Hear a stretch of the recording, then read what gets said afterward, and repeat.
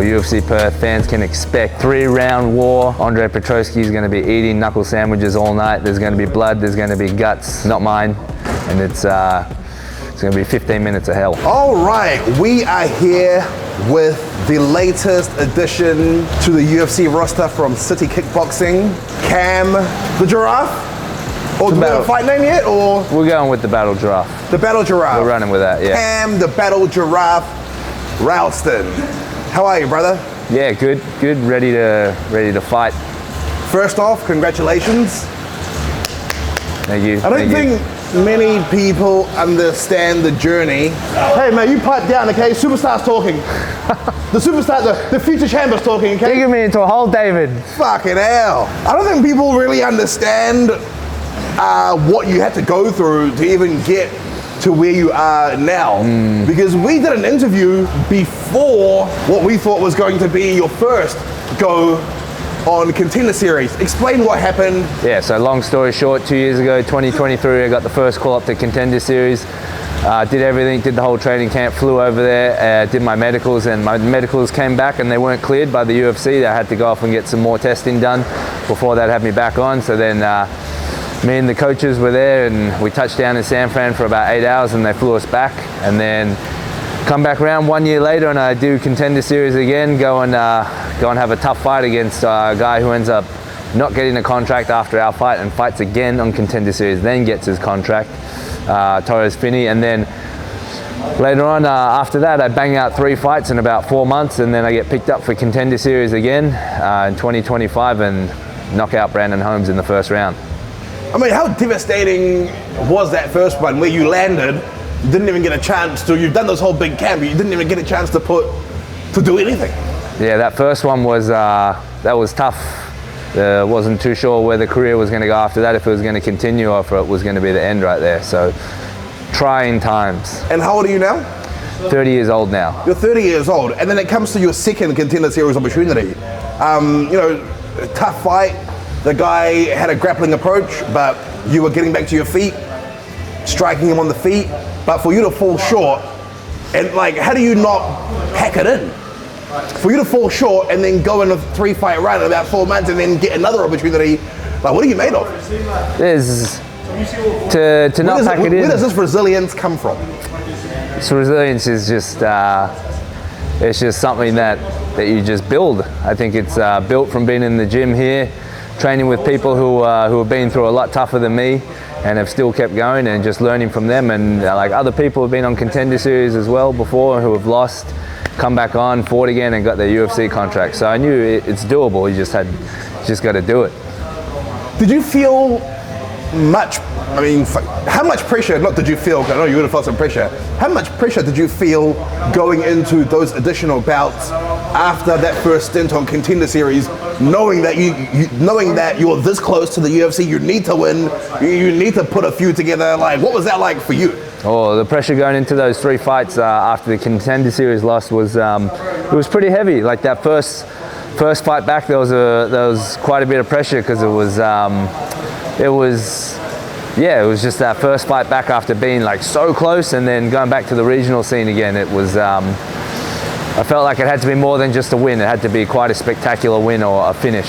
How do you not freak out knowing there's so much on the line? Or how do you compartmentalize and just be like, you know, yeah. Well, to not freak out, that's it. You just got to compartmentalize it and just put it in the back of your head and just treat it like, I guess, any other fight. But it's still like quite a big fight, right? Well, congrats on getting through that. You know, someone has been watching from the sidelines and seeing the hurdles and the struggles. I'm glad that everything went well, and you got another chance to showcase your skills on the Contender Series. Now let's talk about the second opportunity you had at the Contender Series. Was it a lot easier than the first one, knowing that you had already sort of gone through the process? Yeah, having already been through the process and like seen all the lights and all the flashy cameras and done all that and been like, oh, I'm in Las Vegas, oh, I'm at the Apex, there's the matchmakers, there's Dana. It didn't have its initial sparkle and blinding effect on me as it did the second time round. It was much more business-like the second time around.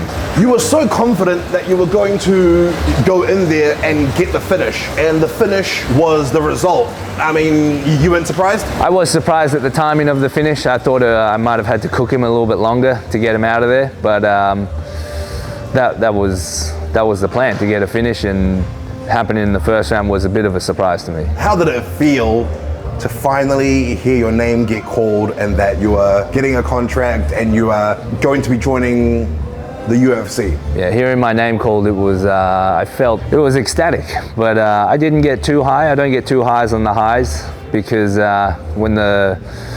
if you get too highs on the highs, the lows that come afterwards are too low. They're very, very low. But I've been there a few times in my head before, so I kind of felt the rush and the joy and the happiness before in my head when I've visualized myself being called up for the UFC in the Contender Series. What was it feeling like when you had got the finish? I mean, do you even remember it? I mean, you got the finish, you're at the cage talking to Dana. Yeah, how's that feeling from your point of view? Out of body, do you remember it? I remember it. Is it still vivid? I remember it.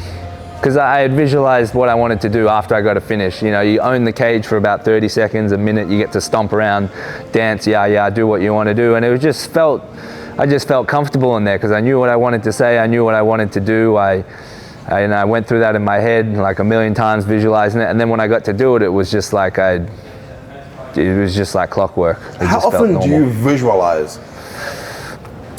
I don't set times to visualize, but I do daydream, and when I find myself daydreaming, I try to like narrow that daydreaming down into specific times, like maybe pre-fight when I'm warming up in the back, or post-fight after I get a finish, or even visualizing myself cutting weight and what it feels like, and trying to remember like how to keep your mind sane.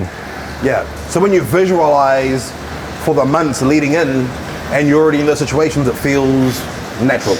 It feels natural. Like the mental part is all squared away. It's just, you just got to be able to deal with the physical pain and all the other stuff. Who is your opponent that you're fighting at UFC Perth fight night? UFC Perth, I'm fighting Andre Petroski. He's a 11-fight UFC veteran. He's got 8 wins and 3 losses. He's a tough son of a bitch. Did you expect Dana and Hunter to grant your wish to fight in Sydney? Oh yeah, I definitely, with a first round KO like that, I knew they were going to give me a fight. Whether someone that was already in the UFC or they had to grab someone from around the area or overseas, I knew I was going to get a fight. Talk to me about his skill sets. What do you think are his greatest attributes? His greatest attributes, Andre Petroski, would be his speed. He's a very short, muscular, explosive guy, and just his ability to explode in situations, catch guys off guard, out of position. I think that's his best attribute. You talk about the perfect camp, even though you had an opponent change. The performance at Contender Series was damn near flawless.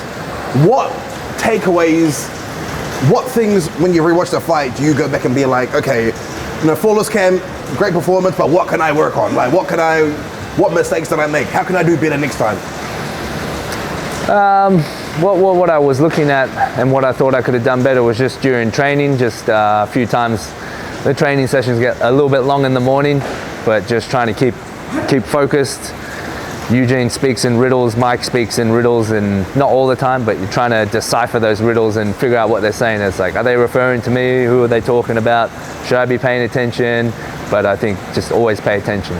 How has this camp been coming off Contender Series a few weeks ago? This is how I like my camps to be. Short, straight to the point. We have a very straightforward game plan that I've been working on, and that's just how I like to do it. It's nothing too broad. It's very specific, short. I was already fit, so I built on the fitness, no injuries, and it's perfect. Are you the type of guy, if you come out of a fight, no injuries, and you're already fit, you want to book something straight away and stay active? 100%. If I come out of a fight uninjured, I got to cook while the iron's hot. Is that part of the culture here at CKB? Most people like that? I feel like it is, yeah. People just keep backing up the fights. They just keep the ball rolling until the body falls apart. Was this training camp, did it feel any bit more special knowing that it's your UFC debut? To be honest, like this training camp, it felt like there was a lot of pressure off me, It was, off you? Yeah, pressure off me. I just have to go in there and perform. I'm having fun every day at training. Like it's not I don't want to say a do or die, but I just know that if I turn up to training and I just do everything I'm told and I have fun with it, it's just going to click on fight night. And how has it been, being on the match with the boys? It's 4 of you on the card. You're all, fighting on the same night. How's that experience been for you as you make your UFC debut? Oh, it's just like being back at school. We're all in class together. We're all having fun, joking around. But then when it's time to work, we're all working hard and we push each other. We're all the same size. We're all doing the same workouts. If one of us is falling behind, you encourage them to go a little bit faster. If one of the guys is beating you, you want to push yourself so you can make sure you can beat them. You said you feel less pressure now that you've finally made the UFC. But what is your mindset? Are you still dotting your I's, crossing your T's, knowing that this is just the beginning? Yeah. How hungry are you still? I'm still very hungry. I want to be fighting ranked opponents. I want to get up there. I want to be fighting for titles. I want to make myself my name. I want to be main eventing a UFC show in Australia. Like this is where I think I start working. But I just know that now I just train. That's all I have to do. That's my job. I just train and fight, and that's taken a lot of pressure off me. And I guess I get to have a lot more fun with it. I know I can come in here and I just train, and then I go home. I come back and I train again. There's no work in between, and it's the life. What can the fans expect from you at UFC Perth?